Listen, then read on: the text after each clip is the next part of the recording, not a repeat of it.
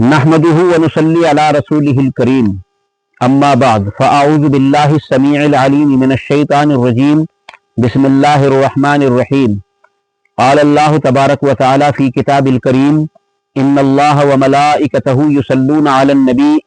يا ايها الذين امنوا صلوا عليه وسلموا تسليما اللهم صل على محمد وعلى آل محمد كما صليت على ابراهيم وعلى آل ابراهيم انك حميد مجيد اللهم بارك على محمد وعلى آل محمد كما باركت على ابراهيم وعلى آل ابراهيم انك حميد مجيد رب اشرح لي صدري ويسر لي امري واحلل عقدة من لساني يفقهوا قولي ربنا آتنا من لدنك رحمة وهيئ لنا من امرنا رشدا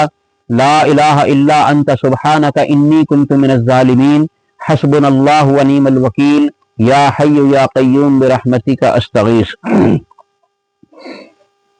سوال ہے علیہ السلام صلی اللہ علیہ وسلم رضی اللہ عنہ رحمت اللہ علیہ رحمہ اللہ علیہ اور حفظہ اللہ تعالی ان کے الگ الگ معنی اور الگ الگ ان کے یعنی کس کے لیے بولا جاتا ہے اس کے بارے میں وضاحت کر دیں۔ عزیز دوستو، ایک لفظ ہے علیہ السلام۔ یہ علیہ السلام عام پیغمبروں کے لیے بولا جاتا ہے اور اس کے معنی ہیں ان پر اللہ کی رحمتیں ہوں، ان پر اللہ کی سلامتی ہو، اور ایک الفاظ ہے صلی اللہ علیہ وسلم، اس کے معنی بھی ہیں کہ اللہ تعالیٰ کی ان پر رحمتیں ہوں۔ ویسے اس کا جو صحیح درود ہے وہ صلی اللہ علیہ وآلہ وسلم ہے، کیوں کہ اس میں آپ صلی اللہ علیہ وسلم کی آل پر بھی درود ہے، اور جب ہم درود شریف پڑھتے ہیں اللہم صلی علی محمد وعلی آل محمد، اے اللہ رحمت نازل فرما محمد صلی اللہ علیہ وسلم پر اور ان کی آل پر، تو ان کی آل پر بھی درود شریف پڑھنا ہمارے لیے جو ہے ضروری ہے۔ عزیز دوستو، حالانکہ صلی اللہ علیہ وسلم بھی کہنا جائز ہے،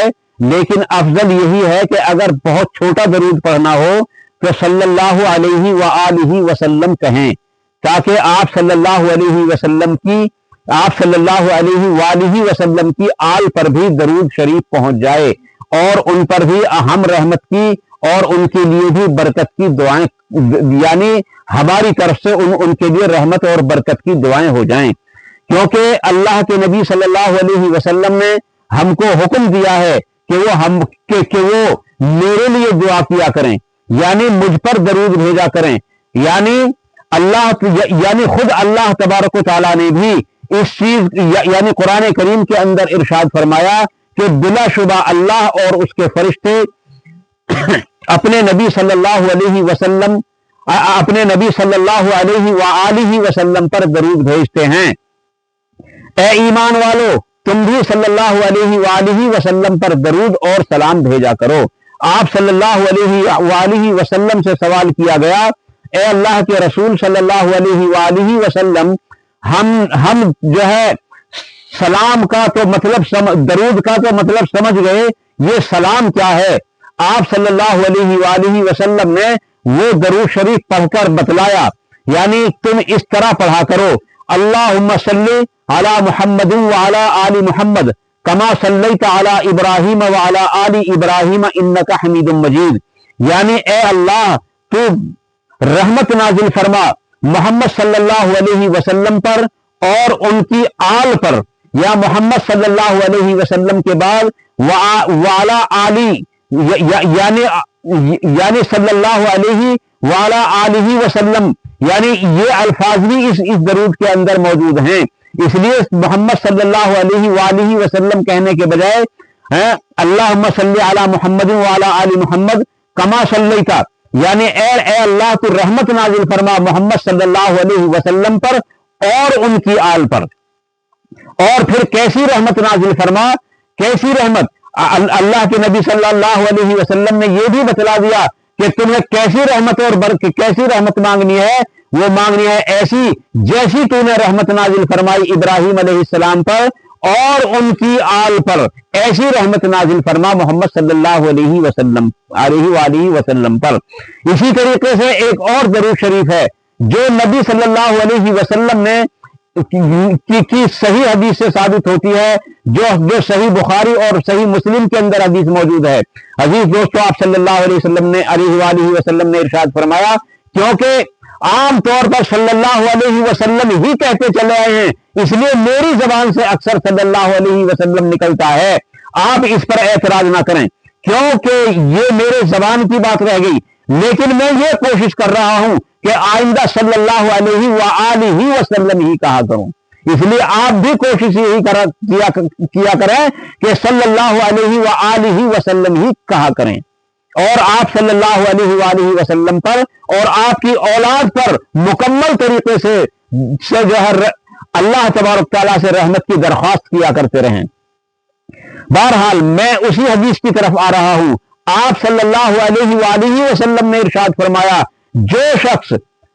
یہ کام کر لے، یعنی جب اذان ہو رہی ہو اور جو الفاظ موزن کہہ رہا ہے وہی کلمات اس کے ساتھ ساتھ ان کو دہراتا رہے اور پھر مجھ پر درود پڑھے، اور درود شریف پڑھنے کے بعد یعنی مجھ پر درود بھیجنے کے بعد یعنی مجھ پر میرے لیے اللہ سے رحمت کی دعا کرنے کے بعد پھر میرے لیے وسیلے کی دعا کرے، کیونکہ وسیلہ جنت کے اندر ایک مقام ہے جس کے بارے میں نبی صلی اللہ علیہ وسلم نے ارشاد فرمایا کہ مجھے امید ہے کہ وہ مقام مجھ کو عطا کیا جائے گا، لیکن آپ نے اپنی امت کو حکم دیا کہ وہ مقام میرے لیے پھر بھی مانگا کریں، اور آپ صلی اللہ علیہ وسلم نے ارشاد فرمایا کہ جب کوئی ایسا کرتا ہے یعنی مجھ پر درود بھیجتا ہے اور وہ الوسیلہ والی دعا کرتا ہے تو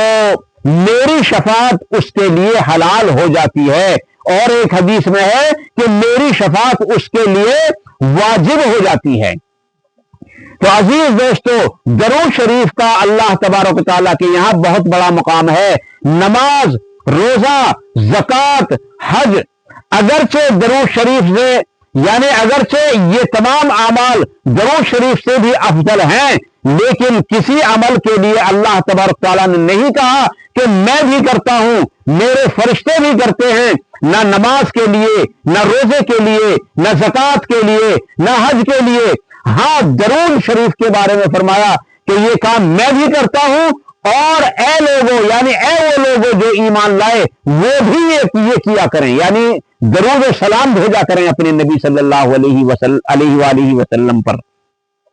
تو عزیز دوستو، جب کوئی آدمی محمد صلی اللہ علیہ وسلم کہتا ہے، یعنی آپ صلی اللہ علیہ وسلم کی طرف منسوب کسی بھی صفت کا نام لے کر رحمت للعالمین یا اس طرح کی کوئی اور صفت، کیونکہ آپ صلی اللہ علیہ وسلم کے 10 نام تو اللہ تبارک تعالیٰ نے خود رکھے قرآن کریم کے اندر، اور یہ ظاہر بات ہے کہ جب کسی سے پیار ہوتا ہے تو اس کو نئے نئے ناموں سے پکارا جاتا ہے۔ تو عزیز دوستو، جب ہم صلی اللہ علیہ وسلم کہتے ہیں تو سامنے والے کو سمجھنے میں آسانی ہو جاتی ہے کہ وہ اپنے نبی جناب محمد الرسول اللہ صلی اللہ علیہ وسلم کی طرف یہ تمام باتیں منسوب ہیں۔ جیسے کسی نے کہا آپ صلی اللہ علیہ وسلم، تو اس نے آپ کہا، آپ کہنے کے بعد میں صلی اللہ علیہ وسلم کہا تو اس کی سمجھ میں آ گیا کہ یہ محمد الرسول اللہ صلی اللہ علیہ وسلم کی طرف منسوب ہے۔ اسی طریقے سے جب ہم کسی شخصیت کے بارے میں اس کے بارے میں ذکر کرتے ہوئے اس کے آگے علیہ السلام کا لفظ استعمال کرتے ہیں تو معنی اس کا بھی یہی ہے کہ ان پر اللہ کی رحمتیں ہوں، لیکن جب ہم علیہ السلام کہتے ہیں تو اس کی آسانی کے لیے یہ ہے کہ سامنے والا سمجھ جاتا ہے کہ یہ محمد الرسول اللہ صلی اللہ علیہ وسلم کی طرف منسوب نہیں، بلکہ آپ صلی اللہ علیہ وسلم سے پہلے جو انبیاء ہیں ان کی طرف منسوب ہے یہ بات، یا ان کا نام لیا جا رہا ہے۔ اور جب ہم کسی چیز کے لیے، کسی شخصیت کے لیے رضی اللہ عنہ کہتے ہیں، ایک الفاظ رضی اللہ عنہ بھی ہے، یعنی اللہ ان سے راضی ہو، اور اللہ کی رضا، اللہ کی رحمت یہ ہے، یعنی اللہ تبارک تعالیٰ کی ان پر رحمت ہو. تو جب ہم کسی شخصیت کے بعد رضی اللہ عنہ کہتے ہیں تو سامنے والے کو سمجھنے میں یہ آسانی ہوتی ہے کہ یہ صحابی رسول صلی اللہ علیہ وآلہ وسلم کے یعنی کسی ساتھی کا ذکر کر رہا ہے. اس سے یہ آسانی ہو جاتی ہے. ایک الفاظ ہے رحمت اللہ علیہ. رحمت اللہ علیہ جب کسی کے لیے کہا جاتا ہے عزیز دوستو تو اس کا مطلب یہ ہوتا ہے کہ وہ کوئی پیغمبر نہیں, کوئی صحابی نہیں, کوئی جو ہے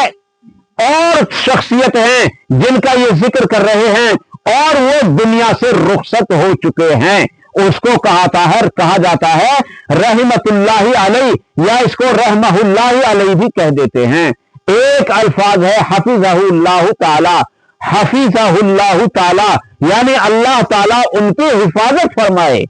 یہ ایک الفاظ یہ بھی ہے, یہ کسی زندہ شخصیت کی طرف منسوخ کیا جاتا ہے. تو عزیز دوستو یہ جو رضی اللہ عنہ رحمت اللہ علیہ رحمہ اللہ علیہ علیہ السلام صلی اللہ علیہ وآلہ وسلم یہ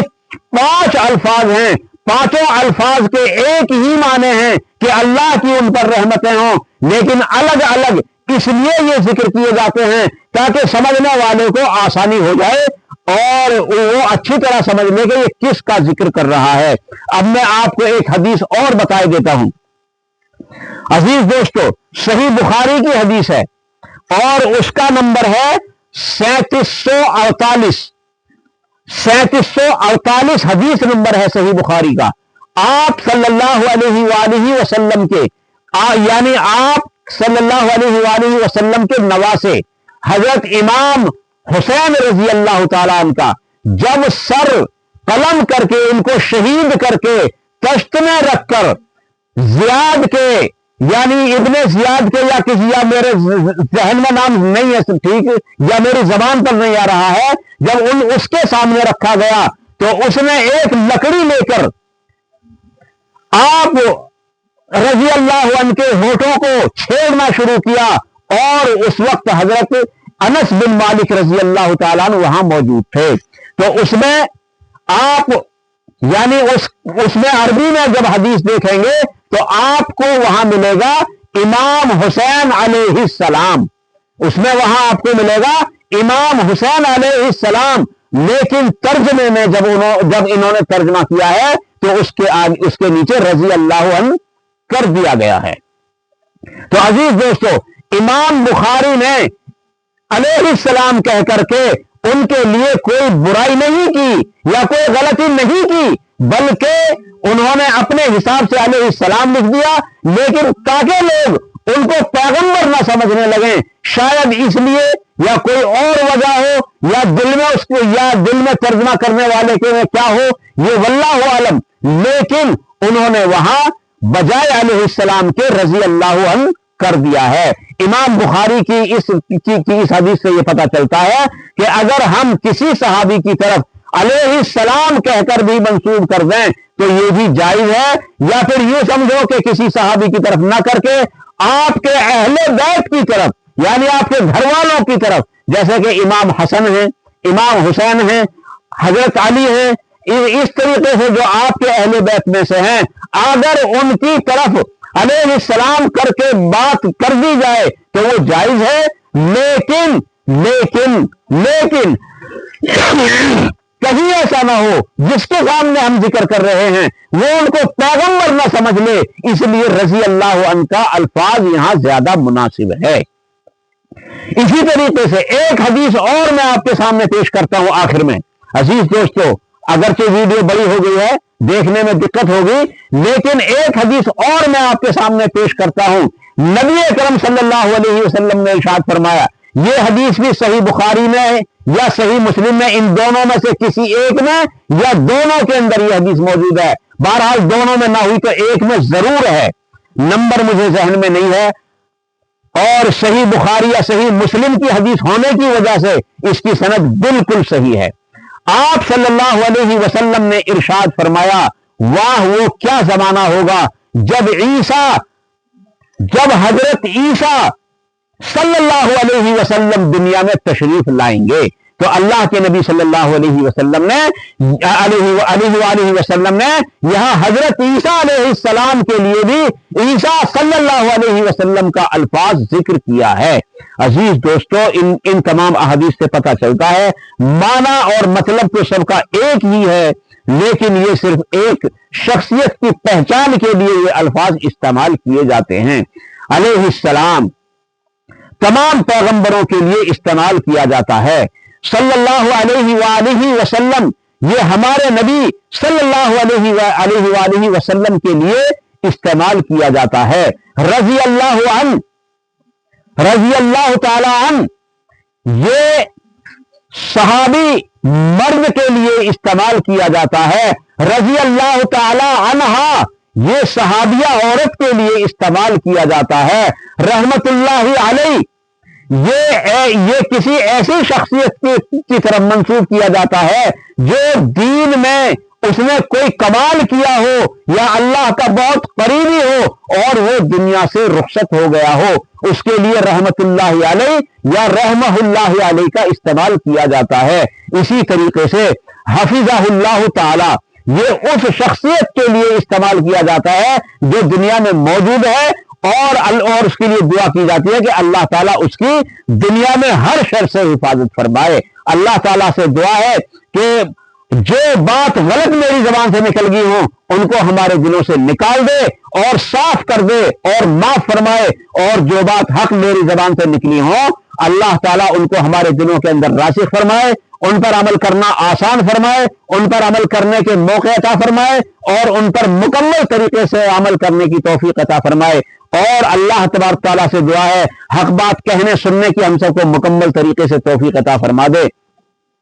وآخر دعوانا ان الحمد للہ رب العالمین۔ سبحان ربک رب العزت عما یصفون وسلام علی المرسلین والحمد للہ رب العالمین برحمتک یا ارحم الراحمین۔ والسلام علیکم ورحمۃ اللہ تبارک و تعالی وبرکاتہ۔